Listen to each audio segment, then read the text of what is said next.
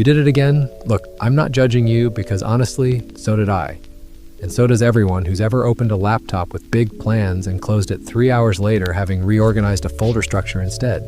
It's such a specific kind of tired.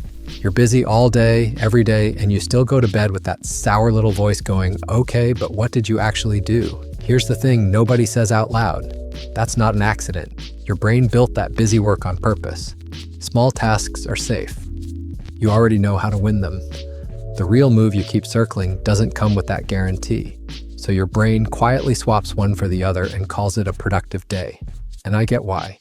The real thing is scary as hell, but here's the deal.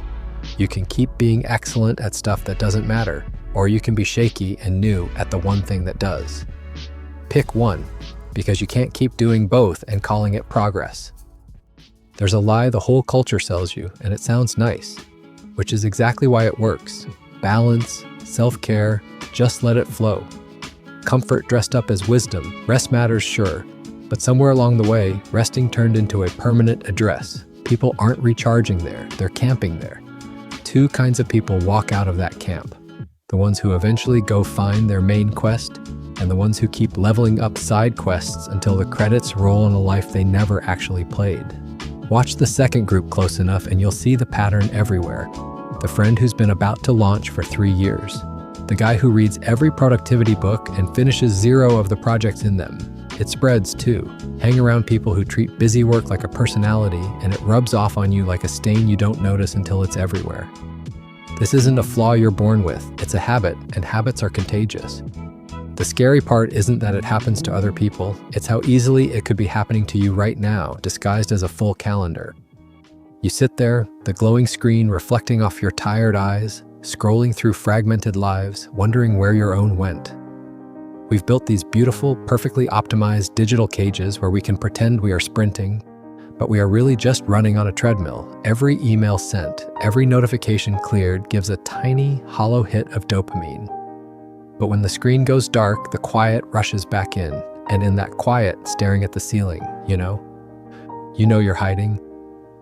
So let's kill the fantasy. Doing the real work was never supposed to feel good. Nobody who's built something that mattered describes the process as fun. Writers don't love writing, they love having written.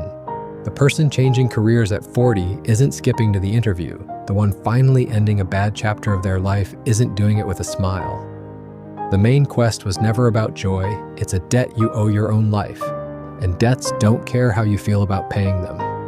It's a debt built out of the promises you whispered to yourself when you were younger, looking out the window on a long car ride, before the world convinced you to be practical. Before you learned how to anesthetize your ambition with endless distractions and comfortable routines.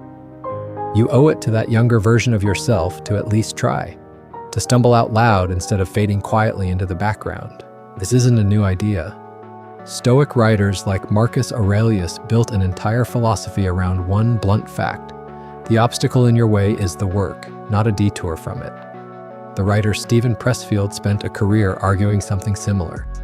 That the more terrified you are of doing a thing, the more that fear is pointing you straight at what you're supposed to do, not away from it. Ask anyone who's been through Navy SEAL training and you'll hear the same story. Most of the people who quit don't quit because their body gave out. They quit in their own head days before the real test even started. Mountaineers say the same thing a different way. The summit isn't the dangerous part. The years spent circling base camp are. Different centuries, different uniforms, same finding over and over. The fear is the map. It's pointing right at the thing you're avoiding. Here's how you actually use this. Rule 1, you remove the exit, no. I'll decide tomorrow if I still feel like it. You already decided. The decision is made. The only thing left is doing it. Rule 2, you shrink the entry point until it's stupidly small. Not write the book. Open the document. Not start the business. Send one message. The size of the first step doesn't matter. Whether you take it does. Rule 3, stop waiting to feel ready because that feeling shows up after you start, not before. You don't need to trust yourself yet. You just need to move before the doubt gets a vote. Rule 4, when it feels uncomfortable, that's not automatically a warning light. 9 times out of 10, it's the feeling of doing something that finally counts. You've just never felt it before because side quests never ask this much of you. Rule 5, put it somewhere you can't hide from. Tell someone, post the number, cross it off in front of a witness. The second your progress is only visible to you, it's easy to lie about. Make it public and the lying stops. Some of this you just need to say to yourself, out loud until it sticks. Discomfort is the fee. Busy is not the same as moving. Side quests don't make it into your biography. You don't need to feel brave. You need to go anyway. Scared and moving beats brave and waiting every single time. So it comes down to this. One road. You keep polishing side quests. You keep being the local expert on tasks that vanish the moment you stop doing them. And in 10 years, you're standing exactly here, just with better folder organization. The other road, you open the real project today, badly, scared, without knowing how it ends. And you let your current life end so a harder, realer one can start. There's no third option where you get the growth without the risk. That version doesn't exist. It never did. And look, you don't get to just watch this, feel something for 4 minutes, and go back to your Notion board.